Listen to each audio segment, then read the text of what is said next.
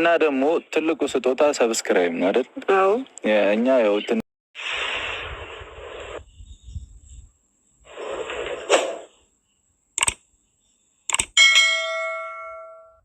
ትንሹን እኛ ሰርተነዋል። ትልቁ ስራ የእናንተ ነው። ሰላም ጤና ይስጥልኝ። ውድና የተከበራችሁ የመግቢቱ ቤተሰቦች እንዴት ናችሁ? ደህና ናችሁ ወይ? እኔ በጣም ደህና ነኝ፣ እግዚአብሔር ይመስገን።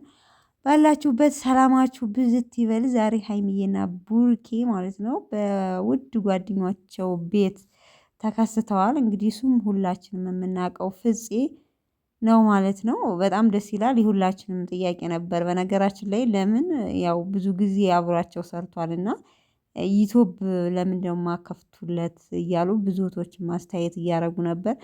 እና ዛሬ ከፍተውለት በሱ የተከስተዋል ማለት ነው። ደስ አይሉም? የጓደኝነት ጥግ ማለት ይሄ ነው ትላላችሁ።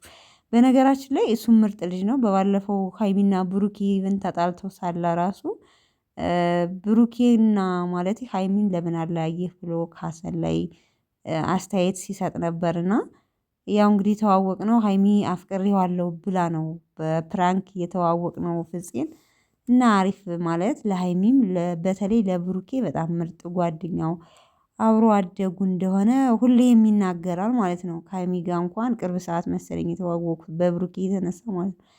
ለማንኛውም ግን ዛሬ እንግዲህ የኛ ቤተሰቦች የኛ ጨረቃዎች የአራት ልጆች ወዳጆች ፍፄን ሰብስክራይብ አድርጉልን በ24 ሰዓት ውስጥ ቢያንስ 20 ሺህ እናስገባው ብለው በጣም ሀይሚም ብሩኬም ሼር አድርገውለታል ማለት ነው በቤቱና የነ ብሩኬ ወዳጆች በነገራችን ላይ እኔም ሰብ አድርጌዋለሁ። ሰብ አድርጉ ስለተባላችሁ እንግዲህ አድርጉ ማለት ነው። ቢያንስ 10 ሺህ ይገባል የሚል ግምት አለኝ። አብዛኛው ደግሞ 50 ሺህ እናስገባው የሚል አለ። በጣም ደስ ይላል እውነት ለመናገር እነሱም ለብዙ ልጆች መስዋዕት ሆነዋል። ምክንያቱም በራሳቸው ቻናል አለቁ እያሉ እንደዚህ የጓደኞቻቸውን ቻናል ሼር እያደረጉ እንዲያድጉ እያደረጉ ናቸው እና ምርጥ ጥንዶች ናቸው። እውነት ለመናገር የሰው እድገት የሚያስደስታቸው በቃ ብዙ ነገር እያየናቸው ነው ማለት ነው። እንግዲህ የራሳቸውን ቻናል መልቀቅ አቁመው የጓደኛ ሼር ማድረግ ጓደኛቸውን እንዲያድግ ማስተዋወቅ ማለት በጣም ደስ የሚል ነገር ነው እና ቤተሰቦቻችን አደራ አደራ ብለዋል። ስለዚህ የጨረቃዎቹ ወዳጆች ማለት ነው እየገባችሁ ፍፄን ሰብስክራይብ አድርጉ ማለት ነው። ኮሚኒቲ ላይ ሼር አድርገውታል።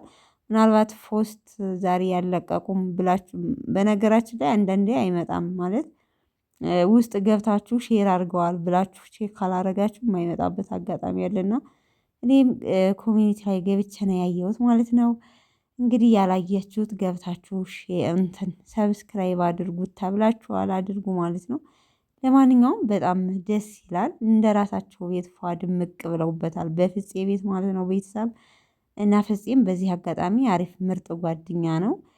በሁለታቸው መሀል ሲራራቁ እያስታረቀ ብዙ ነገር እያደረገ እዚህ አድርሷቸዋል እና ይገባዋል። እውነት ለመናገር አንዳንዴ ጥሩ ጓደኛ ጥሩ ነው በቃ በአጠቃላይ ማለት ነው እና ለማንኛውም ይመቻችሁ እና በዚህ አጋጣሚ አንድ ያስተላለፉት መልእክት አለ።